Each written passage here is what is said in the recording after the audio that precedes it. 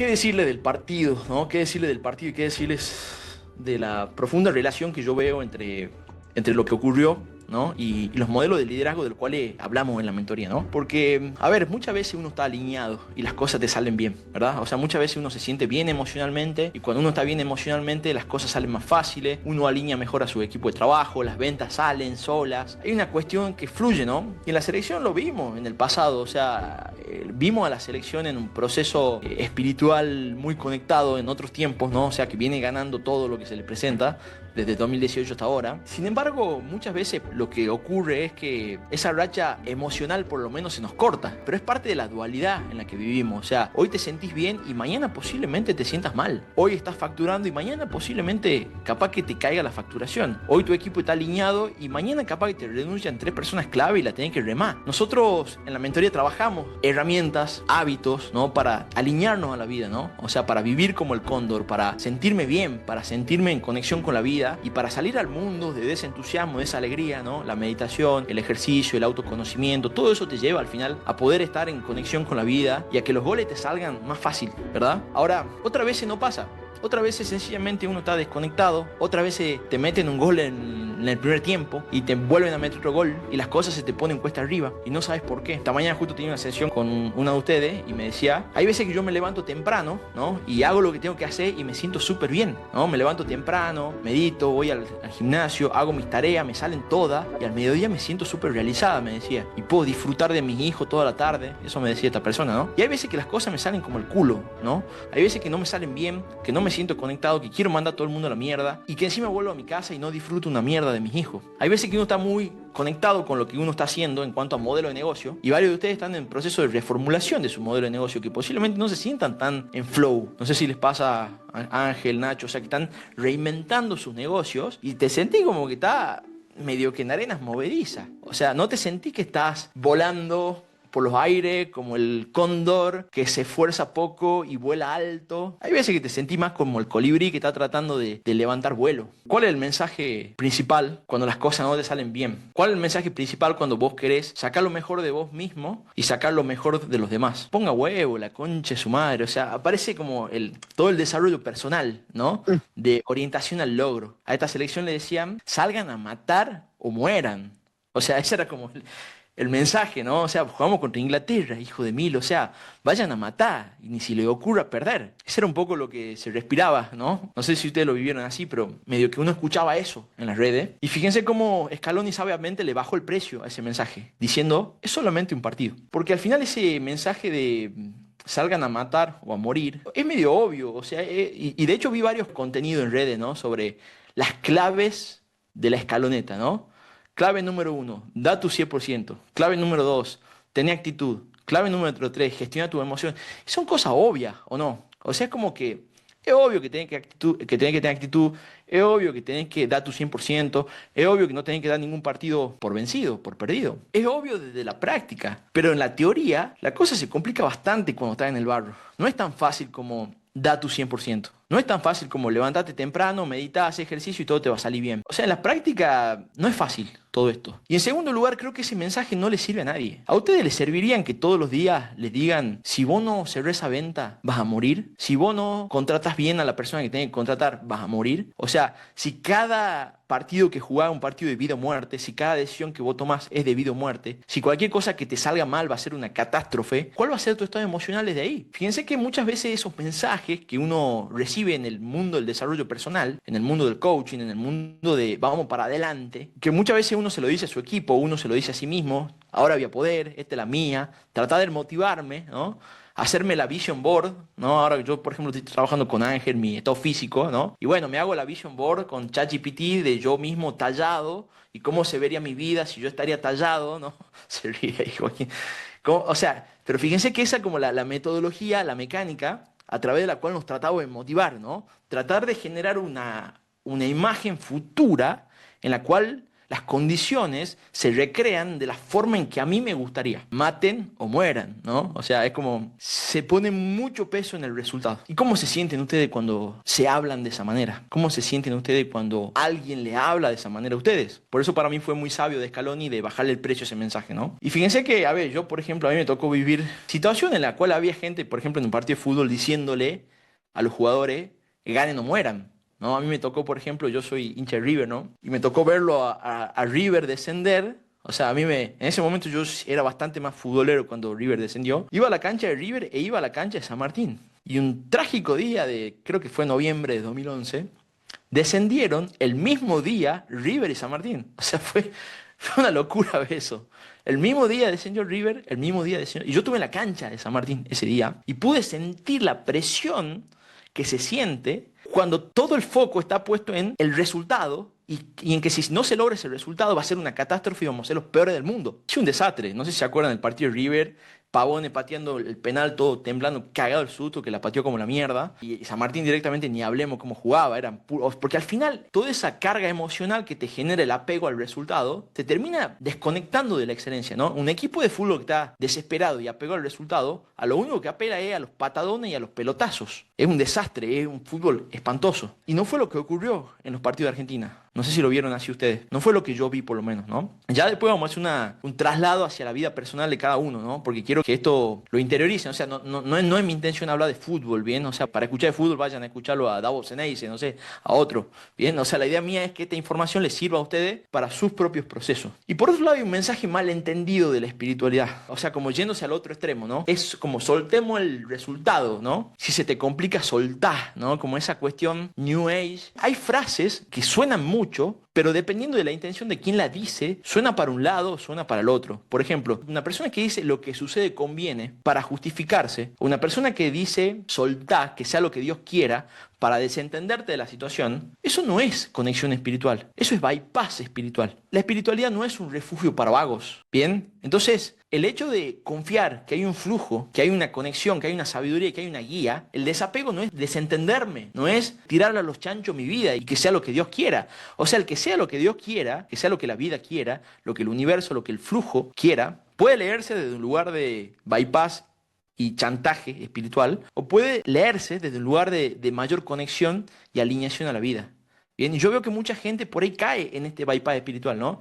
Y cree que porque está meditando o está en un camino de desarrollo interior, puede tirarse a chanta, ¿no? Puede tirarse a vago, bueno, total, no pasa nada. Cuando hablamos del no esfuerzo, bien, porque en la espiritualidad se habla mucho del no esfuerzo. Los taoístas hablan del no esfuerzo. No se refiere al no esfuerzo de no darlo todo en la cancha. Se refiere a no forzar las cosas desde un espacio emocional en el cual está separado la vida. Vamos a tratar de entender esto a través de puntos que fui desmenuzando para que lo agarren bien a esto, ¿no? Porque, ¿cómo hago al final, no? Porque están estas dos cuestiones, como o me enfoco en el resultado y voy a matar o morir, que es el mensaje que daría mucha gente, o voy hacia un lado de confianza en la vida, pero con el riesgo de caer en ser una ameba, ¿no? En ser un pusilánime que se deja llevar por la corriente y no ejerce ningún tipo de responsabilidad en lo que está pasando. ¿Se entiende? Hay un camino del medio, hay un camino en el cual yo me responsabilizo, pero al final me conecto con el flujo de la vida. O sea, es lo mejor de los dos mundos lo que yo le vengo a proponer. Entonces, el día de hoy vamos a desarrollar cuáles son los puntos que yo vi. O sea, vamos a desmenuzar a fondo qué significa tener actitud,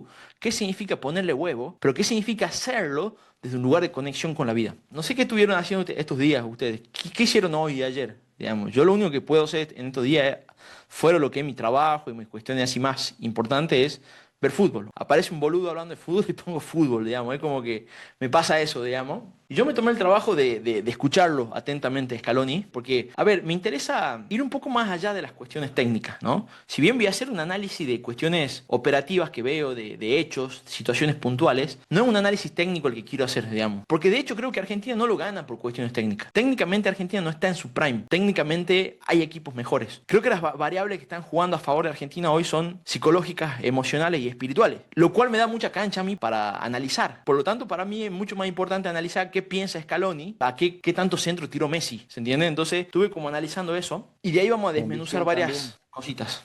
Vamos a empezar a desarrollar un poco las claves espirituales, las claves, vamos a hablar de espiritualidad, vamos a hablar de estrategia y vamos a hablar de liderazgo, ¿bien? La primera clave tiene que ver con el desapego, ¿bien? O sea, Claramente este seleccionado es un seleccionado que está desapegado del resultado. O sea, que juega igual, de hecho hasta parece que juega mejor perdiendo que ganando. Y eso se debe a que yo solamente puedo intentar e intentar e intentar desde la excelencia cuando el resultado no me está pesando tanto, cuando el producto de mi acción no me condicione. Los mejores trabajos, no sé a ustedes qué les pasa, pero yo, por ejemplo, cuando le pongo mucho peso y digo, uy, tengo que dar esta charla y lo tengo que hacer muy bien, y si lo hago muy bien va a pasar esto, esto y esto, pero si fallo voy a perder esto, esto y aquello, y si me va bien me van a aplaudir, si me va mal a la gente no le va a gustar. Cuando le pongo mucho peso a eso, mi accionar es mucho más trabado, es mucho menos fluido, ¿no? Y no me saldría el intentar e intentar como intentaba la escaloneta, ¿no? Tocando, tocando, tocando. Y normalmente en el fútbol, cuando los equipos van perdiendo y tienen que dar vuelta el partido, se ponen a tirar pelotazo. No es una cuestión de que sean jugadores de elite, porque hay jugadores de elite que se le caen las medias. O sea, a Brasil se le cayó las medias, a Vinicius Junior se le cayó las medias. O sea, pidió no patear el penal, lo pateó Neymar porque se le cayó las medias. A Alemania se le cayó las medias también. Hay varios de los pateadores, yo después me enteré, hay varios de los pateadores de Alemania que eran titulares para patear penal y pidieron no patear. Se le cayeron las medias. A Uruguay la caída de media fue fenomenal. O sea, Uruguay sí tenía equipo para hacer un poquito más, digamos. Al final no es una cuestión de que sean profesionales, porque incluso Messi tenía cagazo. O sea, siempre va a haber un cagazo. Ya vamos a desarrollar un poquito esa parte, pero es muy importante entender qué te estás diciendo a vos mismo. Yo creo que una gran virtud acá de Scaloni fue haberle bajado el precio, siempre al resultado. Porque si vos crees que en cada decisión, en cada acción, en cada cosa que vos hagas en tu vida se juega la vida o la muerte, entonces ¿cuál es el estado emocional que vos generas desde ese lugar? O sea, obviamente vas a vivir en el miedo, en la ansiedad, en la preocupación, en el estrés, en el enojo. El desapego no significa que no te importe. Acá quiero irme a los bypaseadores espirituales. Desapego no es que no me importa. O sea, la selección yo lo veía desapegada, bien, pero profundamente involucrada en ganar. O sea, no es que, el desapego no significa que no quiera ganar. El desapego no significa que yo prefiera que las cosas me salgan mal. El desapego significa que lo que ocurra no condiciona quién soy yo. Y ahí vamos a una clave muy importante. Hay una frase que dice, no vayas al mundo en busca de algo, ve a tu interior, conecta con tu ser y lleva eso al mundo.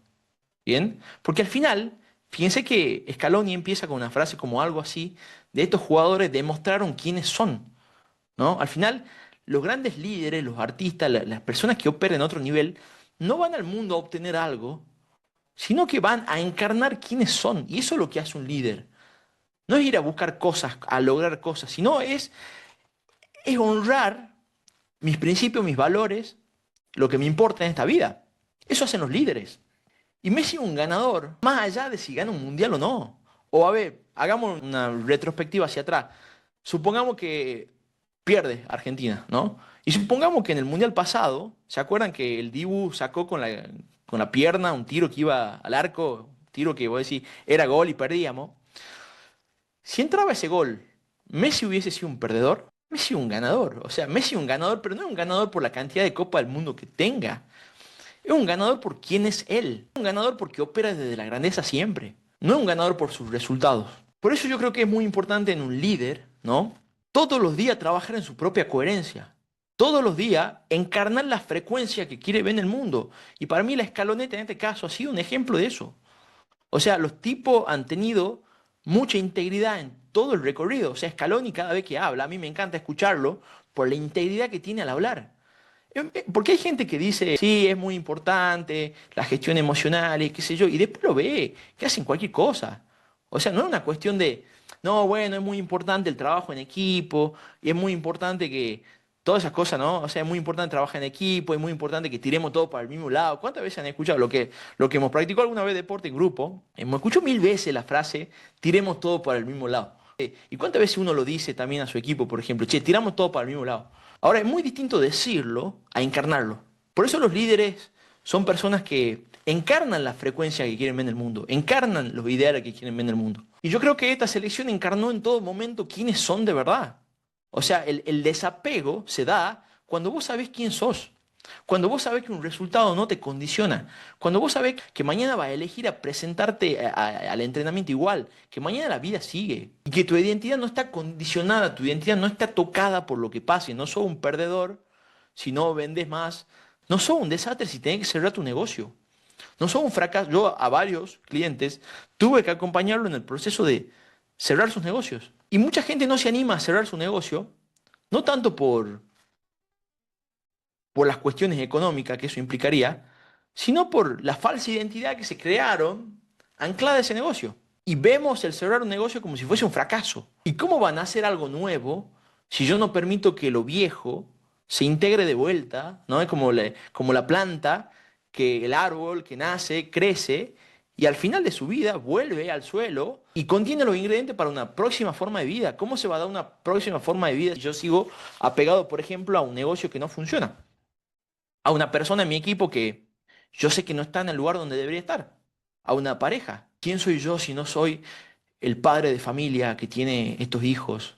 ¿No? Mucha gente, por ejemplo, no se quiere separar por los hijos, por ejemplo, y se pregunta, ¿quién sería yo sin? Y no se da cuenta que están haciendo mucho más daño por operar de ese lugar. Entonces, para operar de desapego, lo primero que tengo que saber es quién soy. Y entender que ese quién soy no está condicionado por nada que ocurra afuera. Y eso va muy de la mano con las tradiciones espirituales. O sea, nada de lo que yo soy está condicionado, amenazado por un resultado externo. Por supuesto que de ese lugar hay otra liviandad a la hora de operar en el mundo.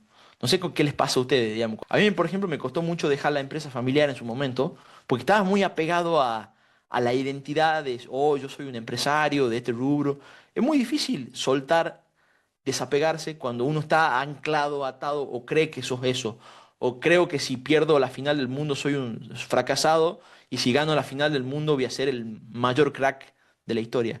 Sos un crack de la historia, no más allá si ganás un mundial o no. O sea, lo que va a decidir que sos un crack es otra cosa, es tu nivel de grandeza desde el cual opera en el mundo. Y para poder operar de ese estado de grandeza, bien, tengo que entender qué es lo que me separa de ella. Porque al final supongamos que yo tengo claro quién soy, tengo claro cuál es mi identidad, tengo claro que un resultado no me condiciona. Sin embargo, amigos míos, cuando estemos enterrados en el barro, por más que uno sepa estas cosas, el miedo va a aparecer. Las emociones densas van a aparecer igual. ¿Qué dicen ustedes? ¿Messi tenía miedo o no tenía miedo? Yo creo que estaba bien cagado y al principio. O sea, yo creo que el miedo, a ver, vamos a diferenciar una cosa. Una cosa es que el miedo aparezca y otra cosa es que el miedo te tenga. Son dos cosas distintas. ¿Bien? Vamos a hablar un poquito de gestión emocional porque necesitas de mucha gestión emocional para poder intentar llegar al otro arco de la manera que lo hizo la escaloneta sin desesperarse. Cuando uno está en el barro, bien, cuando uno está en un pantano, cuando uno tiene que remontar un 2-0, cuando uno está nervioso, cuando tu negocio no está yendo del todo bien, cuando en tu vida no está pasando las cosas como a vos te gustaría que esté pasando. Si alguno de los que me está escuchando, por ejemplo, está trabado en un negocio que no le resuena, por ejemplo, esto me está pasando mucho últimamente, muchos casos de gente que está trabajando en algo que dice, esto no es lo mío, quiero salir de acá. Gente que de pronto tiene un equipo que ya no resuena con él y dice, este equipo ya no, o estos clientes ya no van conmigo, o esta pareja ya no, pero estás metido ahí. No es que vos podés desarmar un negocio, irte de un lugar así nomás. No es que vos podés dar vuelta un 2-0 así nomás. ¿Y cuál creen ustedes que es el mayor error cuál es el principal error que uno comete cuando cae en esas arenas movedizas? Operativas y emocionales, ¿no? Pues puede ser que operativamente esté en una situación desfavorable y puede ser que emocionalmente también esté en una situación desfavorable. Vamos a hacer un ejercicio para que esto se ancle bien. Piensen en alguna situación en la que hoy estén perdiendo 2-0, ¿bien? O sea, alguna situación en su vida en la que ustedes digan, hoy en esto estoy perdiendo 2-0. Puede ser cuestiones de salud, cuestiones personales, cuestiones familiares, con algún colaborador, con su modelo de negocio, con cualquier cosa, ¿bien? Y piensen, saquen una flechita y identifiquen qué emoción les aparece cuando eso ocurre. Y piensen cuáles son sus reacciones automáticas desde ahí. No me digan, bueno, salgo a caminar, no. O sea, ¿qué te da ganas de hacer cuando estás en ese lugar? ¿Qué haces naturalmente para escaparte de esa emoción? O para tratar de aliviar o para resolver. ¿Qué vos te dicta esa emoción? ¿Qué tienes que hacer? Es para que lo tengan presente, después vamos a hacer un ejercicio para integrar todo esto. El peor error que uno puede cometer cuando uno cae en un pantano es no querer estar en ese pantano. Es no querer sentir las emociones que me provoca estar en ese pantano y no querer vivir las situaciones que uno vive cuando está en un pantano.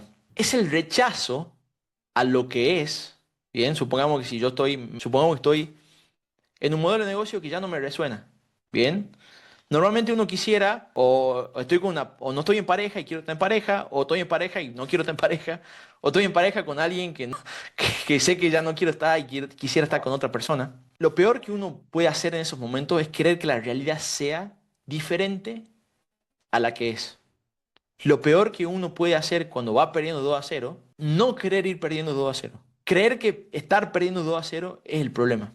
Tu problema no es que estás metido en un pantano, tu problema es que estás rechazando las emociones, las situaciones que se generan estando dentro del pantano. ¿Qué es lo primero que tengo que hacer cuando estoy en un pantano? Aceptar que estás en un pantano. El equipo que no acepta que está perdiendo 2-0 es el equipo que empieza, no sé si alguno juega al fútbol, ¿no? Pero un equipo que se condiciona cuando va perdiendo 2-0 y dice esto no debería estar pasando, ¿bien? Ese equipo automáticamente cae en una desconexión, porque su compromiso está en lo que quisiera que sea y no en lo que está haciendo. Y ahí aparecen las quejas, ahí aparece la resignación, ahí aparece el resentimiento, los enojos, el estrés. Y todas esas emociones son las que nublan mi vista y me impiden ver posibles soluciones. La escaloneta encontraba posibles soluciones simplemente porque estaba aceptando la realidad que le estaba tocando vivir.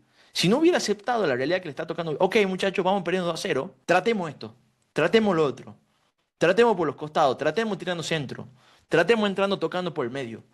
Todas esas oportunidades se te abren solamente cuando vos aceptás que estás en un pantano y no querés que la cosa sea distinta. Obviamente que hay una, preferiría ir ganando. Bien, de vuelta, volvemos al apego. Obvio que prefiero ir ganando. Obvio que prefiero tener un modelo de negocio que esté alineado a mi persona. Obvio que prefiero estar en pareja y que en una pareja estable y sana. Obvio que preferiría, no sé, que un familiar mío no esté enfermo, por ejemplo. No sé, a lo mejor si tengo un familiar mío enfermo, fíjense, lo peor que, o yo esté enfermo, lo peor que puedo hacer es desesperarme por no estar enfermo. De hecho, mucha gente que se enferma, por ejemplo, mucha gente que se enferma, empeora su condición por el estrés que le genera el no querer estar enfermo. Esto me pasó con un familiar muy cercano, que producto de su enfermedad y de su rechazo a su enfermedad, terminó generándose una depresión que empeoró todo el cuadro. Eso no significa que uno no prefiera curarse, ¿bien? Lo que significa es que uno no está apegado a lo que ocurriría si me curo. Que uno no está condicionado por lo que ocurriría si las cosas se dan como a uno le gustaría.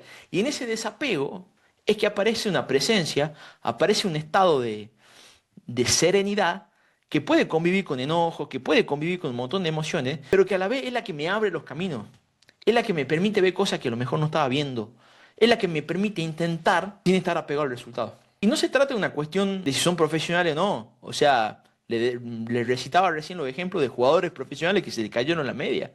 Hay infinidad de casos de jugadores profesionales que se le cayeron. O sea, la emoción aparece, el miedo va a aparecer. Messi tenía miedo. Messi pateó el penal como la mierda contra Egipto. Nunca pateó un penal sin hacerle el amaguecito al arquero ese. O sea, Messi miró la pelota, pateó para un costado. Había miedo. No podés jugar una semifinal contra Inglaterra y no tener miedo. Es natural, es normal, somos humanos. El problema no es el miedo, el problema es reconocerme en ese miedo y rechazarlo ese miedo. Cuando yo rechazo, fíjense, un futbolista que rechaza el miedo, ¿qué hace? ¿Qué es lo que me va a decir el miedo? Cuídate. El miedo me va a decir, ojo, si pasa algo, la cosa puede ir muy mal. La emoción, en la medida que yo rechace, lo que me está pasando va a crecer. Rechazar el miedo solamente amplifica el miedo, porque cualquier acción que yo emprenda del miedo viene cargado de esa frecuencia, de esa energía. Un jugador que tiene miedo y rechaza el miedo, rechazar el miedo significa, tengo miedo y no quiero sentir miedo. ¿Qué hace un jugador que tiene miedo y no quiere sentir miedo? Pide no patear el penal. Me bajo. Yo, por ejemplo, cuando hace poquito di la charla esa en la facultad que les conté, a mí el miedo me decía, bajate, no pasa nada si te bajás. Ahora, lo más seguro es que si me bajaba, no iba a solucionar el tema del miedo. Lo iba a profundizar. La próxima vez que me llamen, voy a tener más miedo todavía. Entonces el proceso no es rechazar, sino abrazar la emoción. Es ir para adelante con miedo y todo. ¿Se entiende? Y lo que por ahí, no sé, a mí me pasa mucho con el trabajo, por ejemplo, ¿no? A mí me pasa que me da miedo hacer algunas cosas. Por ejemplo, me da miedo, te soy sincero, me da miedo grabar para YouTube. No me sale tan fácil como le sale a Ángel, por ejemplo, a los chicos yo veo que les sale fácil, se graban para YouTube. No me sale fácil grabar para YouTube. Hay un montón de emociones que se interponen entre grabar un video frente a una cámara y el accionar ese. Sin embargo, el rechazar ese miedo y el no querer sentirlo ese miedo me lleva a no hacer nada. me lleva a quedarme en el mismo lugar siempre. Y fíjense cómo desde la aceptación, de decir, ok, esto me genera miedo, ¿cómo puedo ir trabajándolo? Es que se empiezan a abrir opciones, como por ejemplo, che, ¿y si grabo para YouTube en la misma clase? O sea, esas soluciones te aparecen simplemente cuando aceptas, cuando lo abrazas a tu miedo y empiezas a operar con tu miedo. Y adivinen qué, cuando uno abraza al miedo y no se deja llevar por él, así como hablaba de miedo, podemos hablar de cualquier cosa, ¿no? De enojo, por ejemplo, estoy enojo con alguien, estoy resentido, tengo ansiedad, por ejemplo, o me voy a la noche a dormir y siento mucha ansiedad, o me levanto a la mañana y siento estrés. Permanentemente nos invaden sensaciones densas, ¿sí o no? O sea, cualquier emoción. Por eso es que hay un bypass espiritual que hay gente, por ejemplo, que está todo el tiempo haciendo cursos, talleres, retiros, cosas, y no avanza. ¿Y saben por qué no avanza? Porque hacen talleres, retiro y no sé qué, solamente para escaparse de la emoción que sienten. Eso es bypass. Hay una parte del proceso que es meditar, hacer ejercicio, hacer talleres, que es súper importante hacerlo bien, pero después hay una parte que es fundamental y es date el permiso de sentirlo al miedo. Date el permiso de que te atraviese cualquier energía densa que a vos no te esté dejando avanzar hoy. Porque solamente en esa aceptación es que yo puedo permitir que esa emoción se vaya liberando. Y el profesionalismo de un tipo como Messi, que tira un centro de derecha en los últimos minutos y la clava en la cabeza del compañero con una entereza emocional impresionante, se debe a la cantidad de iteraciones que le hizo al proceso. Entonces, si a mí me cuesta grabar para YouTube, a mí me costaba un montón hablar en público. O sea, a mí hace 8 años, 9 años me costaba una banda hablar en público. Hoy no me cuesta hablar en público. La realidad es que una vez que empiezo ya está, ya sé. Pero ¿qué pasó? Fueron tantas iteraciones con esa emoción, fueron tantas veces que yo tuve que abrazarlo ese miedo y hacer las cosas igual con ese miedo, que en esa observación y en esa comprensión el miedo se va liberando solo. Imagínense un trapo sucio que uno mete en el agua, ¿bien? Lo sacás y el miedo va a seguir ahí. Lo volvés a meter en el agua, lo volvés a sacar y el miedo va a seguir ahí, pero cada vez el trapo se va a ir limpiando un poquitito más. Entonces, si a mí, por ejemplo, me da miedo y procrastino por miedo, la gente que procrastina, por ejemplo, se debe a que tiene miedo, ¿bien? Lo mejor que puede hacer es hacerlo. O sea, a mí me pasaba, por ejemplo, con el gimnasio, te cuento, Ángel. A mí me da mucho miedo el gimnasio. No sé por qué. Posiblemente pues nunca lo había, o sea, había ido al gimnasio a los 16 años, por ahí, pero después no había hecho nada. Y a mí al principio ya ese fierro me sentía vulnerable, o sea, me sentía raro, lo veía a la gente haciendo, no tengo la mayor habilidad para hacerlo. ¿Y saben lo que hacía las primeras veces que iba al gimnasio? Nada. Iba, les juro por Dios que iba, caminaba un ratito a la cinta y me iba. Pero, o sea, y tenía que vencer una resistencia emocional tremenda para entrar al gimnasio. ¿Bien? A la semana siguiente iba y hacía un par de ejercicios. Un par, como me salga. ¿Bien? Y la semana siguiente iba y trataba de hacer un ejercicio más. Y así. Y en ese proceso de iteración y de no dejarme llevar por esa incomodidad que sentía, es como la emoción que a mí me impide avanzar se va liberando. Ese es el proceso chico de liberación. El cóndor vuela alto porque está conectado a las corrientes de la vida, pero para estar conectado con las corrientes de la vida, tengo que liberarme de todo aquello que no soy, de todo aquello que me separa de la vida. Por eso con uno, no sé, a mí me pasa, me levanto muchas veces a la mañana con ideas de se va a caer toda la mierda, mi negocio ya se cae, o sea, me pasa lo mismo que le pasa a cualquier, a cualquier dueño de negocio, digamos, hay veces que te levantás y decís me como el mundo, y hay veces que te levantás y decís estoy en Vietnam, ¿me entendés? O sea, me muero en cualquier momento. Y está bien que pase, ¿bien? El problema es no querer que eso pase. En la medida en que yo lo acepte, mi fortaleza emocional se va desarrollando en la medida que yo acepto y me desapego de eso. Entiendo que yo no soy ese miedo. Por eso le decía que Messi posiblemente sienta miedo, pero ese miedo no lo toma. Y el miedo no me va a tomar en la medida en que yo entienda que yo no soy ese miedo. Que es simplemente una emoción que viene y en la medida que yo permita sentirlo, que yo me permita sentirlo, esa emoción se va a ir también. Como todo en la vida, como un campeonato del mundo, esto también pasará. Y como el miedo, esto también pasará. Lao Tse decía que un viaje de 1000 millas empieza por el primer paso, empieza bajo tus pies. Por eso, una persona que, por ejemplo, no está contenta en el lugar donde está, yo lo que le diría es no quiera estar en otro lugar distinto al que estás. Porque en ese estar, en ese lugar, ese primer pasito, bien, o sea, va a ir viendo pequeños pasos que te van a ir llevando a un lugar que sí esté más alineado con vos. Por ejemplo, si uno está en pareja con alguien que no quisiera, o está en un modelo de negocio que no le sirve, o tiene un equipo que ya no está alineado a su persona. No es una cuestión de despido a todo el mundo y con todo el mundo, cierro mi negocio y abro otra cosa distinta. Es empezar de donde estoy parado. Es empezar desde los recursos que tengo hoy, dando pequeños pasitos en autoobservación. Hay una frase, me gustaría, a ver si la encuentro, frase de Rumi que dice, hay una frase de Rumi que dice, a medida que comienzas a andar por el sendero aparece. Muchas veces uno quiere que el partido se abra ya, ¿no? Ya quiero saber cómo voy a hacer el gol, ya quiero saber cómo se va a solucionar esto, ya quiero saber cómo salgo de acá. Y la cosa no funciona así. Raramente uno, ok, cierro mi negocio y entro en uno mucho mejor. Despido a la gente de mi equipo, contrato gente y todo cambia. Raramente eso pasa. Normalmente los procesos son graduales, orgánicos, que se van produciendo un pasito a la vez. A medida que comienzas a andar por el sendero, el camino aparece. Caminante no hay camino, se hace el camino al andar. Yo veo que mucha gente se estanca justamente por el rechazo a estar en ese pantano y el querer estar ya en otro lugar que no sea ese pantano. Entonces, ¿cómo salir del pantano? Pasito a pasito. Aceptación. A ver, ¿cuál es la próxima piedrita que encuentro? Y no me enfoco en nada más. Fíjense que la escaloneta no te enfoca en a ver cómo gana el partido. Te enfoca en cómo va a llegar al arco esta vez. Y te sale mal y te vuelve a enfocar en cómo va a llegar, no en cómo va a meter 3 goles seguidos. Si vos pensás que tenés que hacer 3 goles seguidos, se te caen las medias. No hay chance que lo logres. Ahora, si tu foco está puesto en cómo armo la jugada, cómo tiro el centro, o sea, pasito a pasito, el partido en algún momento se te abre. Y fíjense que la escaloneta hacía eso, ¿no? Tocaban sin desesperarse, probaban, no salía.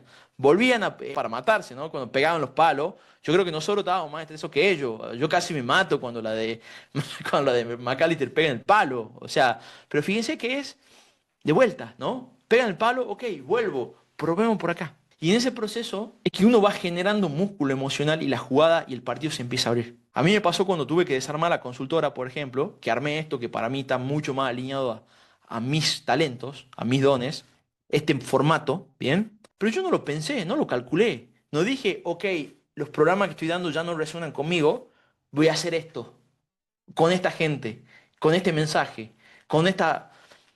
La verdad que no lo podría haber planificado. Y se lo digo a Ángel o a Nacho, que por ahí hoy están como en un proceso parecido al mío, no lo puedes planificarlo. O sea, cuando hay un salto de frecuencia, no, cuando hay una gran evolución en la vida, cuando hay un cambio interno muy fuerte, ¿cómo se va a ordenar todo lo que está alrededor de eso? No lo puedes calcular. Ahí es donde tienes que confiar un poquito en la vida. Ahí es donde viene la parte espiritual, de no querer controlar las cosas, de entregarte al flujo, ¿no? Y si el flujo dice centro, y si el flujo dice jugamos por el medio, jugamos por el medio. Pero el partido se va abriendo paso a paso, minuto a minuto. No lo podés resolver calculando todo lo que va a pasar. Y que eso lo conecto ya con, vamos a cuestiones más técnicas, más de liderazgo, más de gestión, con cuál era el viejo estilo y cuál es el nuevo estilo de gestión, estrategia, liderazgo, trabajo en equipo. Fíjense que el viejo estilo, para mí lo encarna muy bien Bielsa, por ejemplo. Lo encarna muy bien Sampaoli, por ejemplo. Que son tipos que han llegado a la selección por ser grandes conocedores del fútbol. O sea, Sampaoli, que todo el mundo lo terminó escupiendo, no llega a DT de la selección argentina si no sabe un fardo de fútbol. Un fardo.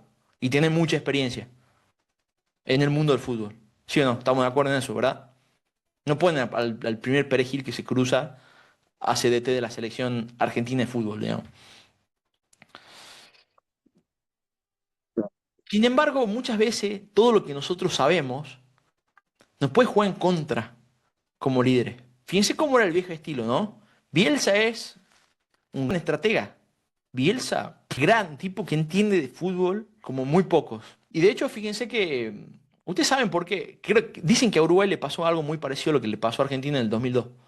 ¿Saben qué es lo que hizo Argentina en el 2002? ¿Se acuerdan? Argentina queda fuera en primera ronda, desastre, perdiendo contra los ingleses, con Verón desde ese día que a Verón le dicen que es inglés y toda esa cosa. Jugó realmente mal la selección ese mundial. Sin embargo, venía de hacer unos récords absolutos. Yo me acuerdo, fue el primer mundial que yo vi a conciencia y que me vi todas las eliminatorias. Argentina creo que venía de un invicto de 35 partidos, 40 partidos. ¿Se acuerdan? Jugaba Batistuta y Batistuta metía 17 goles por partido. O sea, venía con un flow impresionante al mundial de 2002. Y los 30 días previos, hay una entrevista al Piojo López que él cuenta, varios después salieron a hablar sobre esto, que los días previos al Mundial, Bielsa se súper enfocó en lo físico y en lo táctico. Entonces, ¿qué es lo que hacía Bielsa? Hacía entrenamiento diferenciado. A los delanteros lo hacía jugar por un lado, al mediocampo por otro y a los defensores por otro. Técnica, técnica, técnica. Y los mataba físico. O sea, los mataba. La Argentina en ese momento jugaba con un esquema de mucha presión hacia arriba. Entonces lo hacía entrenar los delanteros. Presión, presión, presión. Al mediocampo, todo por separado. Bien. Mucho foco en lo físico, mucho foco en lo táctico. Y después a la hora de jugar el partido, mucho foco en lo estratégico. Pero en lo estratégico que emergía de la cabeza de Bielsa.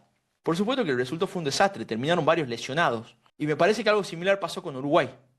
O sea, fíjense que como que incluso muchas veces, como el caso de Sampaoli, termina incluso habiendo una disociación entre lo que está pasando en la cancha y la estrategia que plantea el entrenador. ¿Cómo puedes planificar? ¿Cómo das vuelta un 3-2? ¿Cómo hace para planificarlo? ¿Cómo hace para planificar y decirle a Julián Álvarez que baje a defender? Porque al final lo que termina ocurriendo en la cancha es eso.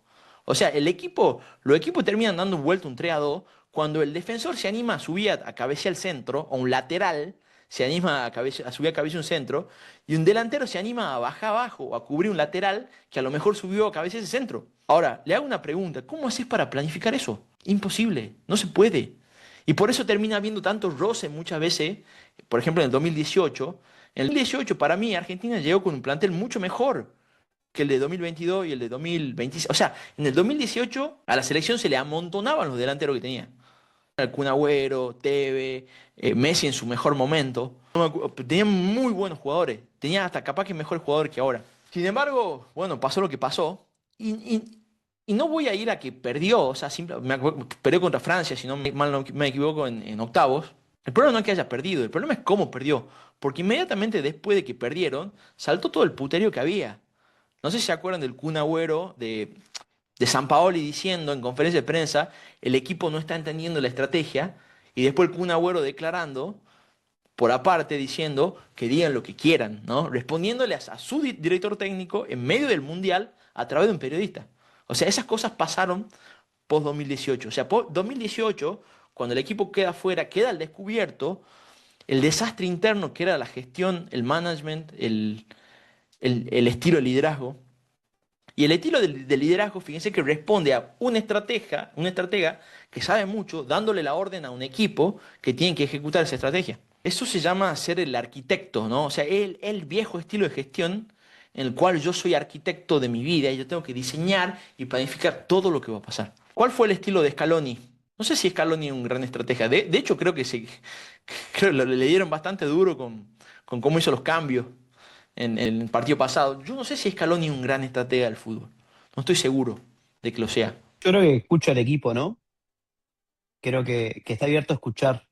Y varios como videos cortos donde se muestra hablándole Paredes o hablándole Messi y interactuando y ponían tipo lo que estaban hablando y como que se escuchaba que, perdón, se veía que él escuchaba, independientemente de que tomara acción o no, pero escuchaba a su equipo lo que pensaba para poder lograr meter el gol. Yo me doy cuenta, ¿saben cuándo me doy cuenta yo cuando voy a un equipo, a una empresa, por ejemplo, a trabajar con un equipo random que no conozco? ¿Saben cuándo me doy cuenta que hay o muy mal líder o muy buen líder? Normalmente cuando uno ve un equipo con un muy mal líder y un muy buen líder, tienen como el mismo síntoma. Me doy cuenta porque no tengo idea quién es el jefe. No sé si les pasó a ustedes, o sea, no sé si les pasó que va a un negocio, digamos, donde hay gente trabajando y no te das cuenta quién es el jefe. Porque el jefe está metido, está embebido dentro del equipo. Eso pasa en los muy malos equipos y en los muy buenos equipos. El jefe promedio es autoritario, ¿no?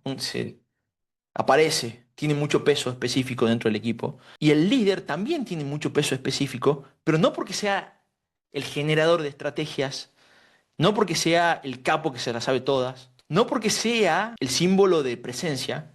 ¿Cómo te das cuenta que una persona es líder? O sea, ¿cuál es la diferencia entre ese grupo que no sabe cuál es el líder, que no tiene resultado, y el que sí, cuando empezás a hablar, te das cuenta que todos son líderes? Un líder es líder en la medida que está rodeado de líderes. Y para eso yo tengo que soltar mi figura de arquitecto del gol, mi figura de estratega, mi figura de hagan lo que yo les digo, y empezar a abrazar un estilo más parecido al de los jardineros. ¿Qué es lo que hace un jardinero? Un jardinero lo que hace es crear las condiciones para que la vida emerja, para que las plantas emerjan. Un jardinero tratando de motivar a sus plantas, diciéndole que crezcan, forzándolas a que crezcan, no le va a ir muy bien. Entonces, ni siquiera se puede planificar mucho. O sea, uno lo mejor que puede hacer es sembrar las condiciones emocionales para que de ese jardín salga lo mejor, para que de ese equipo salga lo mejor. Y fíjense que la relación ya es mucho más de par. No soy un par porque soy el líder, ¿bien?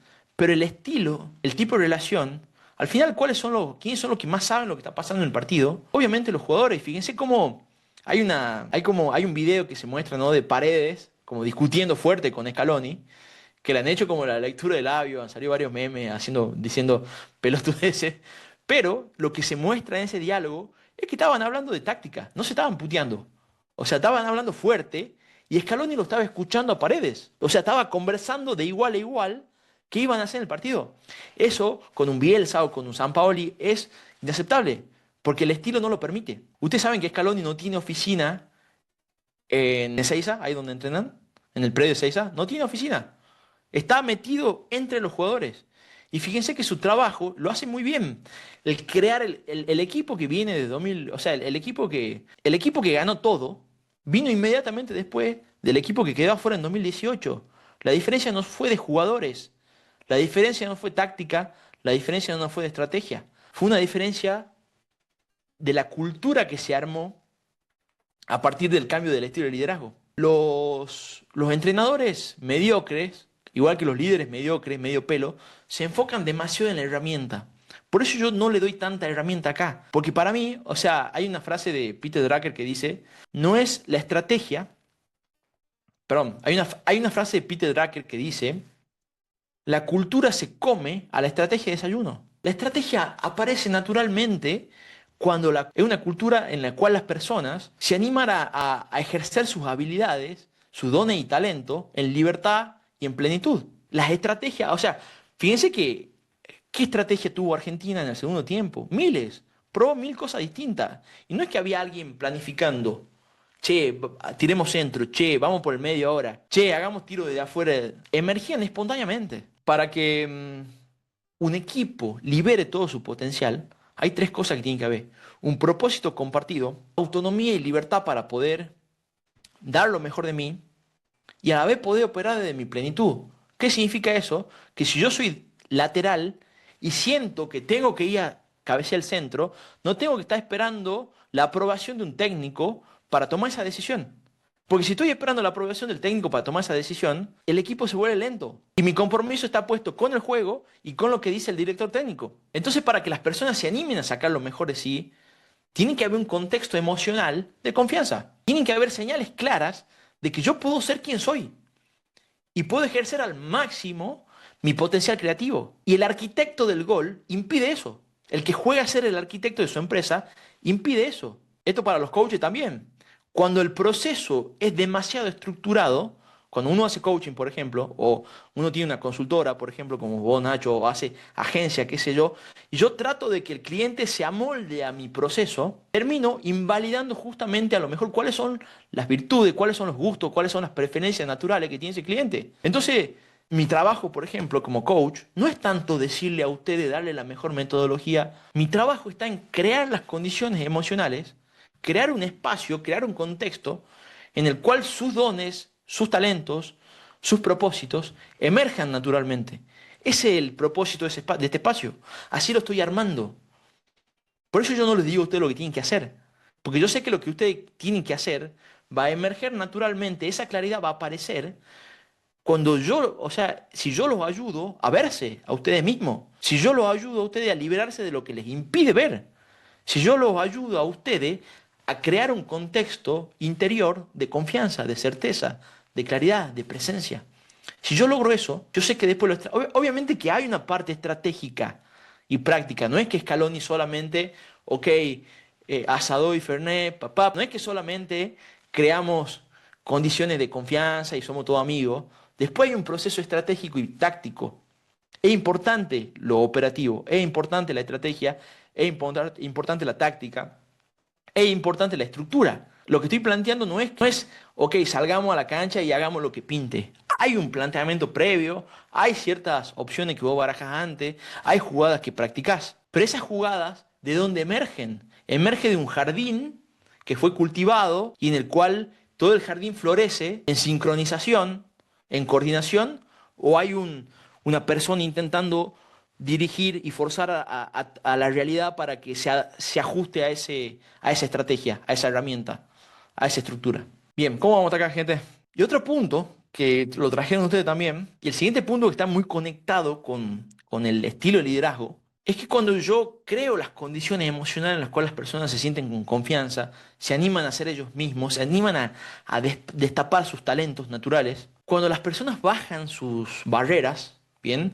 Cuando las personas se desapegan del resultado, cuando las personas entienden que no pasa nada y se involucran con el proceso, cuando las personas empiezan a ser parte de toda de la gestación de la estrategia, cuando las personas son parte del diseño de la estructura del partido, por ejemplo, lo que empieza a ocurrir es que a nadie se le caen las medias si le toca salir, porque el foco no está puesto en cuántos goles voy a hacer yo. Yo le aseguro que Messi no dedica ni un minuto de su tiempo a pensar en si va a ser goleador del Mundial él o Mbappé, pero se lo firmo. De hecho, en las pruebas está. O sea, Messi en el último partido ha hecho 2 asistencias. Obviamente que el equipo va a tirar para que Messi haga goles, obvio, lógico. Bien. Pero fíjense que el foco de Messi no está puesto en si él es el goleador del torneo. De hecho, las veces que Argentina perdió y él recibió el Balón de Oro, se vio con una cara de orto, como ni siquiera tenía ganas de ir a recibirlo. Uno de los mayores enemigos, fíjense que no es fíjense lo que ocurrió con Francia, por ejemplo. ¿Ustedes vieron el 2-0 de Francia, cuando pierde Francia 2-0? ¿Cómo se dio el partido? O sea, fíjense que al final los jugadores franceses empezaron a intentar, pero individualmente. O sea, empezaron a hacer intentos individuales. Cuando la cosa se complica, cuando caemos en el pantano y la verdad queda desnuda, las personas en un equipo de trabajo empiezan a tirar para sí mismos, empiezan a querer salvarse, consciente o inconscientemente. Empiezan a querer intentarlo, pero por su propia cuenta. Y muchas veces, por ejemplo, en un equipo de trabajo, lo que termina pasando es que las personas tratan de salvar su quintinta. Ok, mi país queda eliminado, pero yo salgo goleador del mundial. Lo mismo que pasa en los equipos de trabajo, ¿no? De decir, ok, la empresa está perdiendo plata, la empresa no está sirviendo a su propósito, pero bueno, yo cobro mi sueldo, yo cobro mi comisión, yo hice bien mi trabajo, yo mi parte la hice. ¿Cuántas veces escucharon eso ustedes? Yo mi parte la hice. De hecho, hay muchos jugadores de fútbol que cobran comisión por gol, por ejemplo, y están más enfocados en hacer goles, ¿no? Yo siempre doy este ejemplo. Imagínate que vos cobrás por gol que haces, que no, o sea, eso pasa. Pasa mucho que el goleador cobra por el gol que hace, ¿bien? Y de hecho, muchas veces nosotros tratamos de motivar a las personas con herramientas que solo sirven para tirarle leña al fuego, ¿bien? Imagínate que vos sos goleador, ¿bien? Y te pagan por premio. ¿Qué preferís?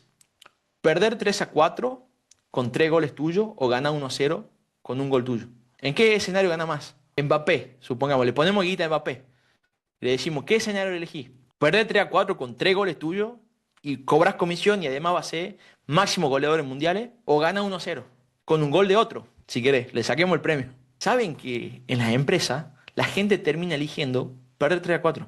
Y pasa eso porque las personas están totalmente tomadas por sus miedos, por sus egos, por un discurso que inicialmente intentaba motivar a través del logro. El tipo que le pone una comisión al goleador por goles que hace, lo que está tratando de hacer es motivarlo. Y esto lo veo mucho en empresas, por ejemplo. No sé, vendedor de auto que le ponen comisión o vendedor de departamento, esto lo veo en una empresa de desarrollo. Vendedor de departamento que cobra por comisión, ¿bien? Y si el foco está puesto en la comisión, lo que le termina pasando a ese vendedor es que, por ejemplo, vende 2 departamentos, cubre el mes y se relaja. Porque el foco está puesto en cuánto voy a ganar yo. Por ejemplo, no sé, vendedores de autos, por ejemplo, que, no sé, le ponen, si vende más de 5 autos, si vendes menos de 5 autos, no cobras bono. Si vendes más de 5 autos, sí cobras bono. ¿Sabes lo que hacen muchas veces? Venden los 5 autos y si aparece un sexto para vender, ¿saben lo que hacen? Dilatan la negociación hasta el mes siguiente para que tengan más chance el mes que viene de cobrar bono.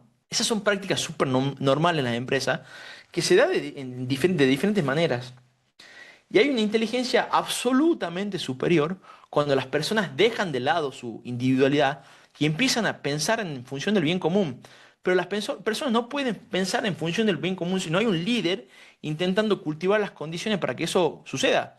Cuando hay un líder que manda y controla, cuando hay un líder que intenta motivar con comisiones, con decirle maten o mueran, eso termina generando el combustible, las condiciones para que las personas terminen al final, cuando la cosa se complica, terminen intentando salvarse ellos mismos, o salvar su propia quintita, o cuidarse y tratar de caer bien parado. Mulera pidiendo salir en el entretiempo. Que está bien, lo entiendo. O sea, posiblemente yo hubiera pedido salir en el entretiempo. Las condiciones son espantosas. Por lo tanto, es más, hasta te diría que Muslera pidiendo salir en el entretiempo es un acto de bien común. Hasta te diría eso.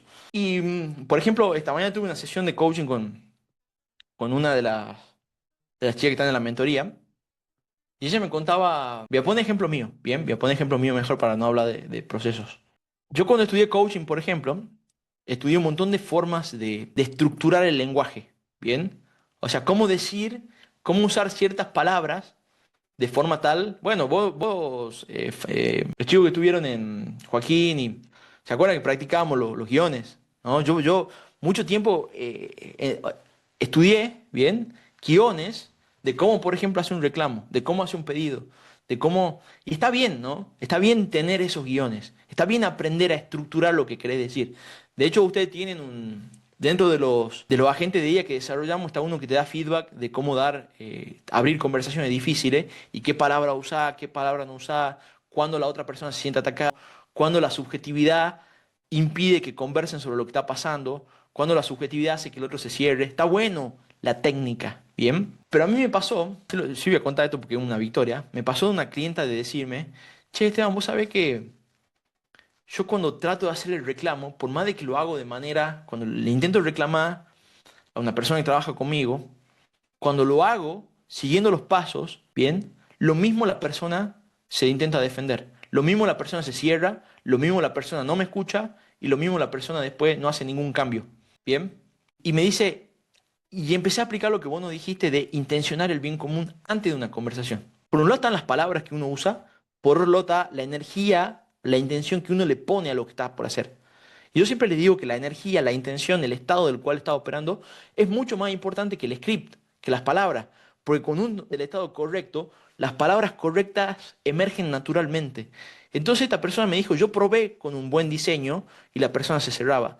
Y después empecé a probar a través de intencionar el bien común. Y desde ese intencionar el bien común me sale una forma completamente distinta de plantear las cosas. Entonces yo ya no voy desde el reclamo de tratar de cambiarla, sino que voy y le explico, fíjate lo que está ocurriendo alrededor, fíjate lo que está necesitando el equipo, fíjate lo que está necesitando la empresa. Yo, ¿qué necesito vos? ¿Qué necesitas vos? Desde ese poner el bien común sobre la mesa, me dice, me cuenta, es que esta persona que trabaja conmigo empieza a hacerle sentido lo que le estoy diciendo y empezamos a buscar soluciones juntos. Y él empieza a darse cuenta qué cosas tiene que transformar internamente y él empieza a ver qué actitudes tiene que cambiar para que todo el sistema se vea favorecido.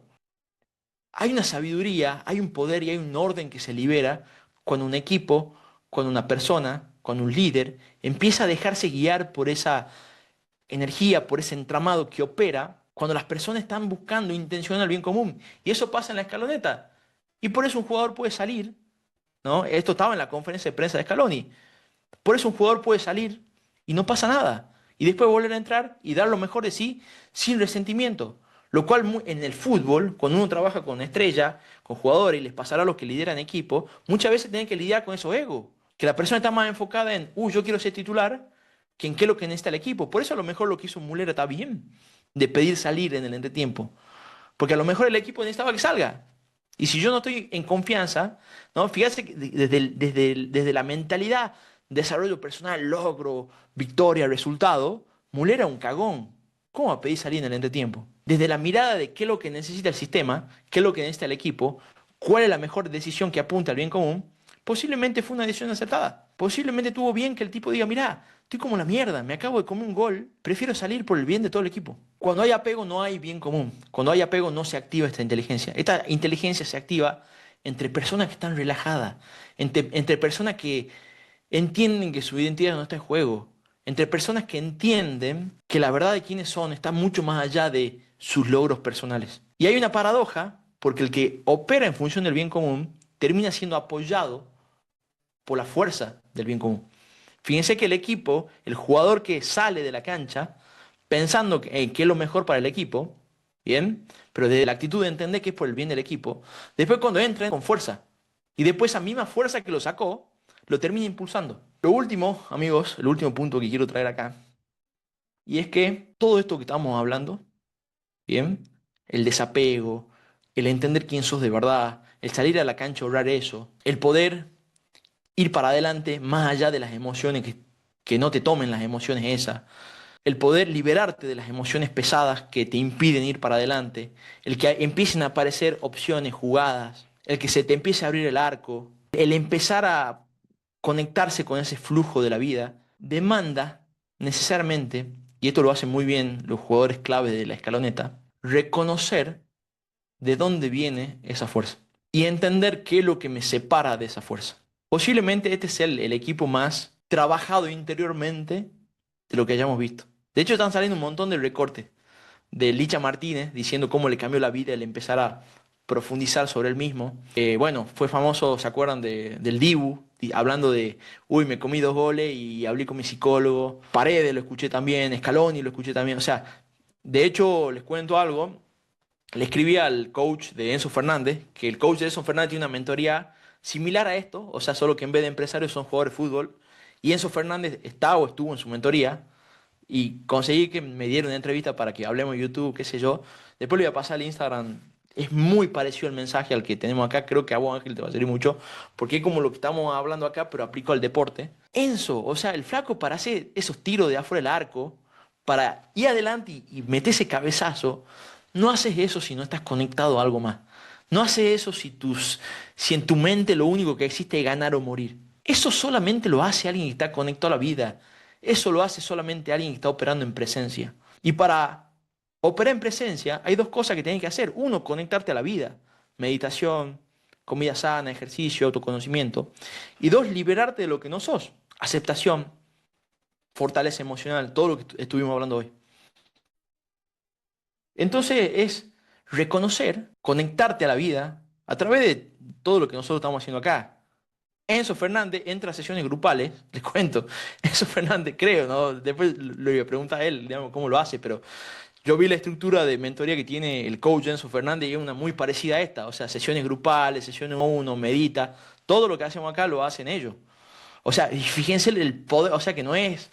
Fíjense que al final los número uno, esto lo hablaba, ¿te acuerdas, Nacho, con vos el otro día que me decía, boludo, todos los número uno terminan teniendo el mismo discurso? Madonna decía, "Che, la inspiración me viene de algún lado. La inspiración no es mía, las canciones no las compongo yo. Michael Jackson decía, yo no compongo canciones, las canciones se componen a través mío. Están en el éter y mi trabajo es ser una antena, sintonizarla y reproducirla. Messi, amigos, escúchenlo a Messi. ¿Qué dice Messi cada vez que le tiran flores? Messi reconoce que Dios le dio dones y talento. Y cada gol que hace, Enzo Fernández, o sea, empiecen a agudizar su escucha y empiecen a agudizar a qué le adjudican ellos cada vez que las cosas les salen bien. Entonces hay un nivel de desapego, hay un nivel de actitud, hay un nivel de confianza y de certeza con la que uno opera en la vida, cuando uno empieza a reconocer cuál es la fuente de la verdadera creación, de la verdadera trascendencia, de las hazañas, del liderazgo y de todas las cosas magníficas, bellas, que fueron creadas en esta vida. El último punto es el reconocimiento a la fuente, el no creértela. El reconocimiento a la fuente, eso dedito hacia arriba que hace Messi. En el momento en que yo creo que yo soy un crack, que yo soy el mejor jugador del mundo, lo que sucede es que me identifico con esa idea y termino justamente apegándome a los resultados. Es Messi porque entiende que sus dones y talentos, entiende que todo lo que ocurre a través de él. Es una cualidad de los grandes artistas. Madonna decía, o sea, yo cuando creo que esa canción que largo es mía y que yo soy una crack y me llaman de todos lados, yo en el momento que me creo eso, lo pierdo, porque no estoy reconociendo de dónde viene. Y cuando se acuerdan que hablábamos del ciclo de la abundancia, tiene una clase ahí grabada del tema. Cuando yo no reconozco de dónde viene todo eso, lo que estoy haciendo en realidad es negar la fuente y cuando niego la fuente, el chorro se corta. Frase famosa de Cristo, pon primero el reino de Dios, el resto se da por añadidura. Yo no hablo, saben que yo no hablo de Dios como algo esotérico, Hablo de Dios como el todo, hablo de Dios como conectate con la vida, poner primero tu conexión, poner primero el conocerte a vos, poner primero el sentir el flujo, que nosotros lo hacemos con meditación, bueno, conversando acá, con todo esto despacio. Poner primero tu alineación, que el resto se da por añadidura. Muy bien, amigos. Acá se acabó, se corta lo mío, ¿no? Le aclaro por la duda si alguno quiere preguntar, agregar algo. Salió bastante más de lo que yo pensaba que iba a salir.